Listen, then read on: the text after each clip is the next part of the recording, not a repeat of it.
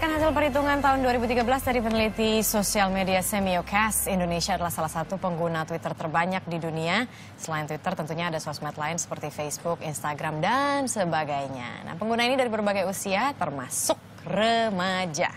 Ada sebagian remaja yang tahu cara menggunakan sosial media secara sehat, tapi ada juga yang tidak paham sehingga berdampak negatif pada kehidupannya. Apakah itu terkait cyberbullying, kemudian mengumpat di sosial media, bertengkar, hingga perilaku seksual yang belum sesuai usia. Nah, bagaimana bersosial media secara sehat pada remaja dan bagaimana peran orang tua?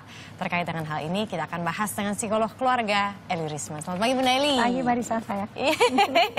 Bunda Eli, hubungan yang sehat antara sosial media dan remaja itu seperti apa? Kita bilang remaja ini dari usia 8 hingga 18 tahun ya Bunda? Ya, jadi ini mungkin Ibu luruskan dulu ya. Jadi pra remaja dan remaja. Soalnya remaja itu udah 7-8 tahun udah pra remaja. Sebab ada anak-anak yang kalau patokannya balik, dia baliknya di usia 9 sampai 11 gitu. Jadi udah krusial. Nah, dalam hal ini yang perlu sekali diperhatikan adalah bahwa anak-anak ini apabila dia udah masuk ke usia itu, dia sexually active. Yes, that's gitu. true. Ya. Jadi tadi pertanyaan Marisa, bagaimana hubungan yang sehat antara sosial media dengan remaja? Ya, pertama, yang diberikan kepada anak itu apabila dia untuk mengakses sosial media itu jelas tujuannya apa? Nah, jadi itu harus dirumuskan oleh orang tua dan kemudian disepakati dengan anaknya. Ya, kemudian ada batasnya. Jadi tujuannya dulu ya. Nah, ini soalnya di atas 70% orang tua memberikan fasilitas gadget dan semuanya kepada anaknya, nggak jelas tujuannya. Ya, dari situ dulu. Ini hasil riset kami ya. Oke. Kedua gitu loh, harus ada peraturan. Nah, jadi batas-batasnya ya. Kemudian ada bimbingan gitu ya. Terus kemudian ada harus masuk unsur agama juga gitu loh dalam menahan pandangan dan menjaga kemaluan pada saat dia menggunakan itu. Kemudian ada evaluasi, kemudian ada perumusan kembali gitu loh. Jadi kok ada evaluasi kan jadi ketahuan. Misalnya kontrol website yang digunakan anak, kontrol kontaknya, kontrol lainnya, kontrol percakapannya. Ada beberapa hal yang mesti dikontrol oleh orang tua daily basis ya, setiap hari. Ya, ini kan ada tujuan, batas, bimbingan, agama, evaluasi, dan perumusan kembali. Kalau tujuan yang betul itu seperti apa? Ya, sekarang dia untuk apa? Ya, misalnya kan dia menggunakan gini, anak kita anak masa depan. Kita nggak bisa mengenidakkan sama sekali, tetapi kan kita harus bijak. Berteknologi. Nah, jadi untuk bijak itu harus dibuat kerangkanya tadi itu, gitu. Terus tadi maaf. Biasa nenek-nenek. Tujuannya berarti tujuan yang dianggap betul itu apa? Ya, Bunda? jadi pertama sekali untuk apa dia? Untuk membiasakan dia menggunakan ini, untuk dia biasakan mengetik lebih cepat, misalnya mencari informasi. Itu berarti bagus, ya? Berarti mencari informasi harus dibagi informasi yang kayak bagaimana. Ini digital literacy dan parenting, ini kuncinya nih. Dua kata ini. Artinya dalam bersosial media ini gitu loh, peran orang tua itu harus jelas benar.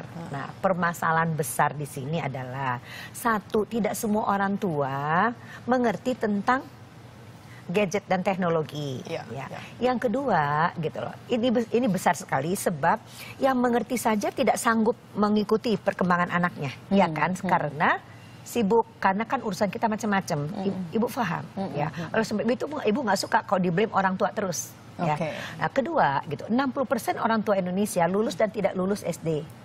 Ya, yang sarjana aja belum tentu bisa mengikuti karena kita kan dia native gadget ya, kita yang imigran gadget. Enggak. Dan percepatannya luar biasa, luar biasa. Yang ketiga, jadi harusnya pemerintah mengayakan orang tua. Maksudnya mengayakan orang tua? Iya, memberikan informasi kepada orang tua. Ini dunia maya, ini peran Anda, ini yang Anda harus bisa lakukan dengan langkah-langkah yang sederhana dan bahasa yang sederhana. Kalau mereka sudah dibekali, lalu kemudian mereka tidak bisa menjalankan fungsinya, baru dong ini salahnya orang tua. Ini orang tuanya kayak begitu gitu. Jadi ini kacau balau gitu loh jadinya. Berarti kemudian harusnya gimana ya? Misalnya aku jadi anak nih Bunda, itu Bunda jadi orang tua. Terus aku punya nih sosmed lah, Twitter lah, Facebook lah, apalah semuanya. Cara mendidik anak itu agar bersosmed secara sehat tuh gimana? Ya tadi jelaskan tujuannya untuk apa. Kalau anaknya bilang iya biar trendy kan, Maksud kamu trendy nak? Ya, biar aku connected yang lain. Iya, jadi batas connected itu kayak apa? Nah, jadi ada beberapa hal nih yang mendasar untuk sampai ke situ ya. Pertama, ini yang hilang dari parentingnya dulu ya, nanti baru ke literasi digital literasinya. Satu, anak tidak cukup mendapatkan attachment. Karena orang tanya, untuk apa sih anak bersosial media, taruh badannya dan segala macamnya kayak begitu, gitu. Kurang attach sama orang tuanya, kurang dapat perhatian, ya, kasih sayang, perhatian, pengakuan, ya, dan pujian. Itu 3P biar gampang ingetnya. Oke, attachment.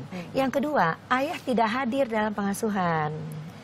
Oke, itu penting sekali karena ayah lebih mengerti, ayah otak kiri, ayah bicaranya pendek-pendek, ayah tegas tapi penuh cinta, gitu. Yang ketiga, gitu. Oke, suka sepak bola nggak? Enggak. Ya. Suaminya suka nggak suaminya? Lumayan. Oke, apa kesebelasan favoritnya? Juventus. Oke, aku Barca. Manchester United. Alright, oke, Ibu Barca. Oke.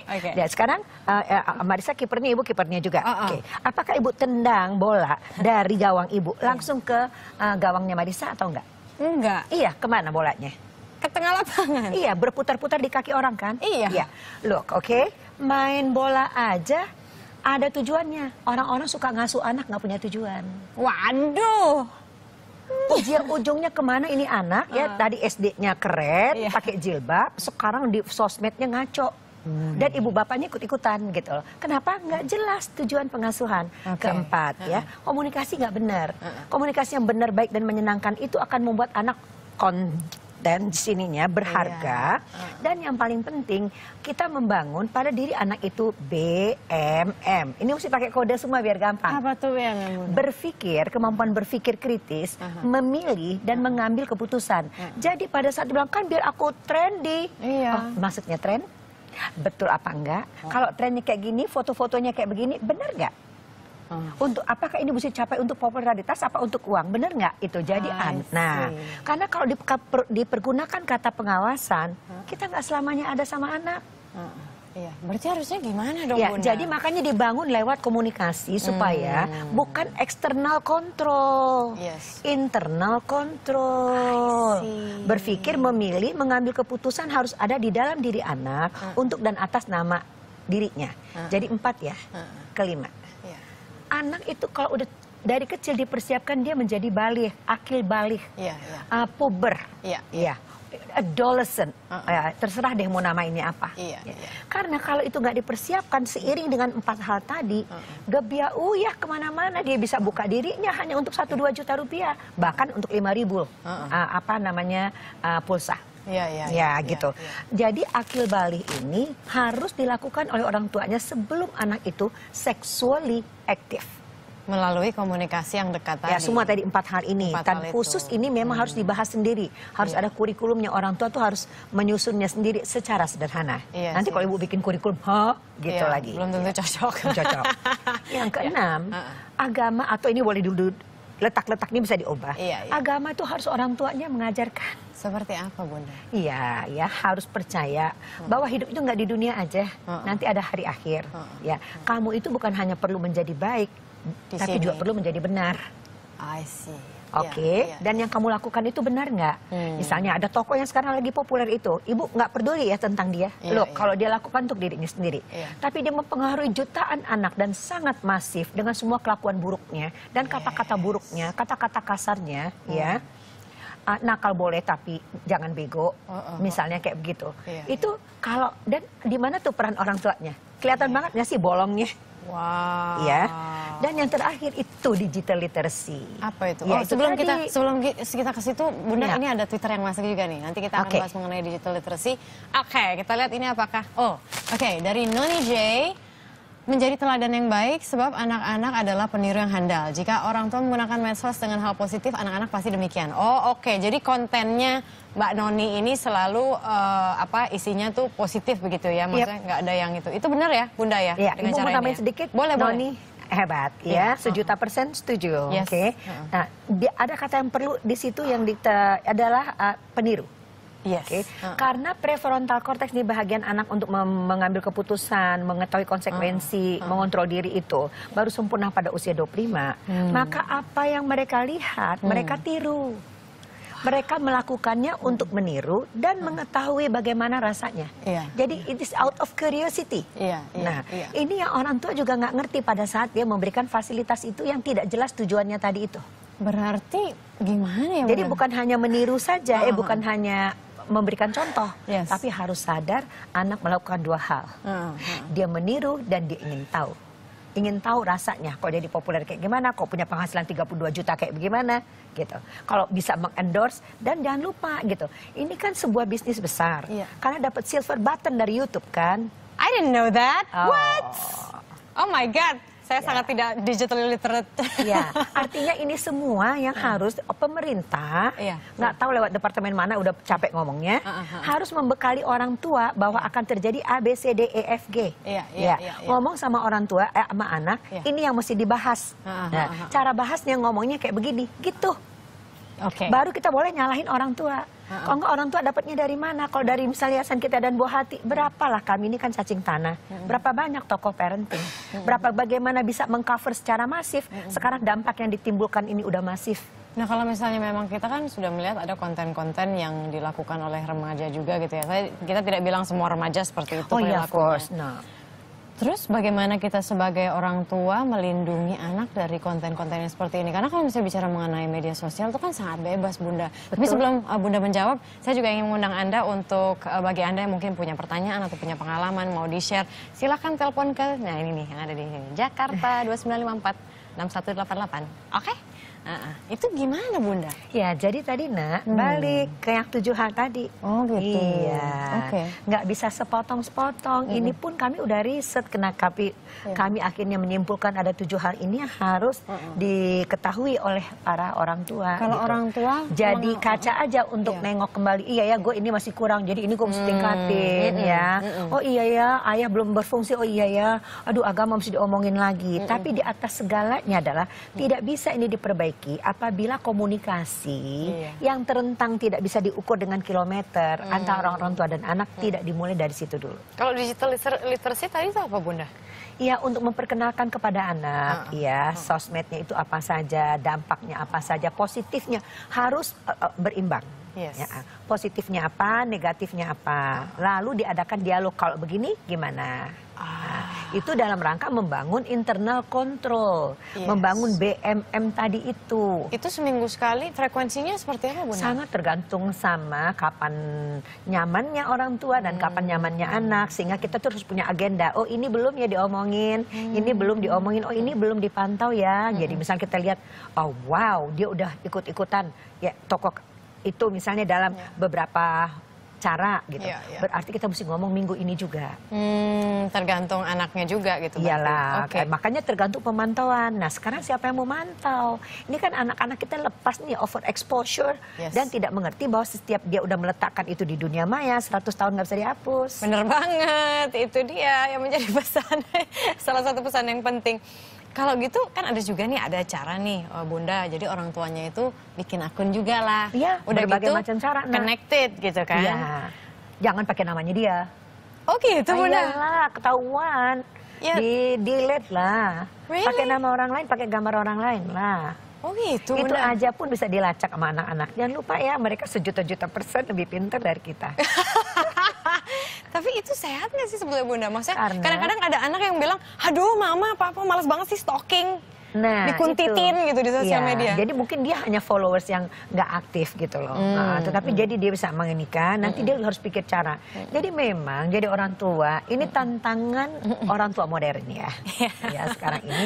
Jadi harus banyak cara, harus banyak kiat, nggak pernah berhenti berpikir, jangan putus asa, dan selalu penuh harapan, anak gue going to be okay nanti suatu waktu. Berarti stalking itu nggak apa-apa ya Bunda? Dengan kalau misalnya nggak di-approve, ya harus cara lain. Jadinya kan nggak jujur dong Bunda, itu kan juga nggak bagus. Iya, tapi kan kita kan ada white lie ya. Kita kan nggak berbohong. Iya. Kita bukannya nggak jujur, kita follower. Oke. Iya. Alright. Follower kan bisa siapa saja, jadi mesti didudukkan persoalannya. Oke, Iya. oke. Ini juga ternyata ada telepon nih Bunda. Halo, selamat pagi dengan Mbak Nina. Iya. Hai Mbak Nina. Ya, mungkin televisinya bisa dikecilkan biar nggak feedback gitu Mbak Nina. Terima kasih. Silakan kalau misalnya ada pertanyaan atau pernyataan ke Bunda Eli. Ya, Nin. Iya gini Bunda, anak saya itu kelas 1 SMK gitu ya. 15-an. Terus Laki perempuan? laki Bu. Oke. Terus kebetulan kita bicara-bicara, terus dia keceplosan gitu ya, bahwa dia pernah nonton film orang dewasa gitu. Nah, Oke. Ya. jadi saya ini bingung harus nasihatinya gimana gitu. Oke. Iya. Itu aja Mbak Nina ya? Iya. Ya oke. Makasih ya Mbak Nina. Silakan Oke. Bunda. Pertama sekali harus dibicarakan dulu dengan ayahnya. Ya, tidak bisa ibu menghadapinya sendiri. Harus berdua. Nanti putuskan siapa jadi juru bicara. Sebaiknya harus ayah yang menjadi juru bicara. Karena anak ini anak laki-laki walaupun anak perempuan. Itu berilah waktu buat ayahnya pergi sama anaknya membahas ini. Nah, jadi terima kasih, harus bersyukur dulu bahwa anaknya udah berani ngomong, berarti hubungan ibu bagus sekali. Ya, terima kasih telah jujur. Terus kemudian yang keempat tanya, bagaimana caranya? Kapan kamu pertama sekali melihat? Kedua, bagaimana caranya? Tanya apa perasaannya? Terus apa yang kamu lakukan setelah itu? Maaf ya cepat karena waktunya juga terbatas. Apa yang kamu lakukan setelah itu? Terus kemudian kapan kamu melihatnya lagi? Ya. Apakah kamu pernah dulu sebelum kamu melihat ini kamu pernah melihatnya? Ya. Terus kemudian sampai kita tanya adalah apa yang kamu harapkan mama sama papa lakukan sekarang ini? Ya, untuk mengetahui dia perlu pertolongan apa enggak. Nah, ini disimpulkan untuk mengetahui ya satu, ya sudah berapa lama anak itu melihatnya. Durasinya dari pertama sekali melihat sampai terakhir. Misalnya dia lihat SD kelas 5 ya atau misalnya pernah melihat sekarang terakhir kali kemarin yang dikasih tahu sama temennya. Berarti kita harus tahu target mereka penyedia yang buruk-buruk itu pornografi itu ada 3. Pertama, anak kita mempunyai perpustakaan tentang pornografi di kepalanya. Kedua, kerusakan otak. Ketiga, pelanggan seumur hidup. Jadi untuk mengetahui berapa banyak itu kita bisa tahu dari tadi kapan kamu melihat pertama sekali, apa rasanya, kapan kamu melihat terakhir kali itu. Nah, dari situ barulah bapak dan ibu ya duduk lagi bermufakat apa yang harus dilakukan pada anak itu karena sangat personalized, sangat individual. Nggak bisa saya diktekan secara umum gitu loh di sini dalam waktu yang sangat pendek. Jadi informasi itulah yang harus kita kumpulkan, tanya baik-baik sama anak, pelihara kedekatan, cinta kasih, perhatian, kontrol, dan kebersamaan. Oke, ada lagi penelpon Tony dari Bekasi. Selamat pagi Pak Tony. Halo, Assalamualaikum. Ya, silakan Pak. Assalamualaikum Bu Psikolog. Saya Eli Pak. Ya,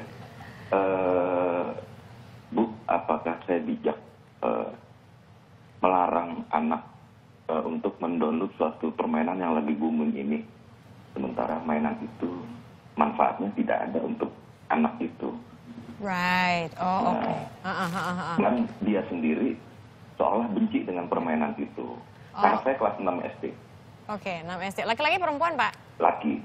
Oh iya, 6 SD ya, oke. Pak, Ya. jawaban pertama saya, Bapak bijak. Saya larang itu untuk apa itu di depan saya, apa di belakang saya, dia menurut itu yang saya khawatirkan begitu. Oh, oke. Tapi dia, gitu. Nah, Bapak cara ngelarangnya kemarin gimana Pak? Kenapa? Cara ngelarangnya gimana? Ngomongnya gimana? Saya ngelarang ini permainan tidak ada manfaatnya. Kamu cuma ditipu dengan visual. Nah, udah gitu aja. Terus anak Bapak gimana reaksinya Pak waktu dibilang? Dia menanamkan permainan itu dengan ini. Aduh, saya tidak suka dengan permainan itu. Saya lebih suka main Lego. Oh, oke. Oke, baik. Itu aja ya Pak ya? Ya, itu baik, aja. terima kasih banyak Pak Tony dari Bekasi. Silakan, Bunda. Mohon maaf pemirsa. Jadi Bapak bijak, sangat bijak. Kita harus menunjukkan sikap Pak. terhadap yang mana boleh, mana tidak, mana yang salah, mana benar. Itu harus dilakukan. Berikutnya adalah Bapak harus mengerti kalau perlu Bapak mendatangkan atau mencari ahli tentang games ini, membahasnya bersama. Bapak bisa menghubungi yayasan kami. Lalu kemudian anak ini harus diajak ngomong sama ahlinya itu, karena kalau Bapak yang ngomong, dia pikir Papa tahu apa. Yang keempat, harus ada pemantauan, Pak. Jadi harus dibangun sebuah kerjasama kontrol antara Bapak, Ibu, maaf, siapa yang membantu di rumah, kakaknya atau adiknya. Di atas segala-galanya, Pak, tadi pemahaman bahwa games ini tidak baik, itu dulu yang harus disampaikan. Pak, tolong sampaikan kepada putra Bapak bahwa hal-hal yang berbau porno pada permainan itu memang sengaja dimasukkan untuk keuntungan, Pak, untuk uang. Dan itu akan merusak otak pada fungsi mulia otak di atas ini, Pak, di sini. Yang membuat orang akan berkelakuan seperti binatang. Setelah Bapak menjelaskan itu, nanti apabila dia memainkan terus, dia akan kecanduan. Ini yang ngomongin Pokemon Go ya, Bu? Termasuk, ya boleh. Nanti dimasukkan. Sebab anak-anak sekarang udah sangat biasa cerdasnya. Dia ngerti bahwa tentang bahwa Pokemon juga mendeteksi tentang wilayah gitu. Jadi orang nggak ada kontrol dan sebagainya. Jadi satu-satu, Pak, one at the time. Satu-satu Bapak bahas sampai benar-benar anaknya mengerti. Dan yang tadi kita bicarakan, kalau Bapak mengikuti percakapan kami, internal control itu di dalam diri anak dan dialog yang tidak pernah putus. Pak, keluarga modern sekarang kehilangan hal yang sangat penting, dialog. Iya, dialog antara orang tua dan anak ya. Karena kalau misalnya dialog antara orang tua dan anak itu berjalan baik, pasti anak itu juga menjadi terbuka pada orang tuanya. Apapun yang dialami juga dia akan cerita dengan orang tuanya, sehingga orang tua juga bisa memberikan solusi. Terima kasih banyak, Bunda Eli. Sama-sama. Sudah berbagi di sini, bersosial media secara sehat, jaga komunikasi yang sehat antara orang tua dan anak atau orang yang lebih tua dengan anak.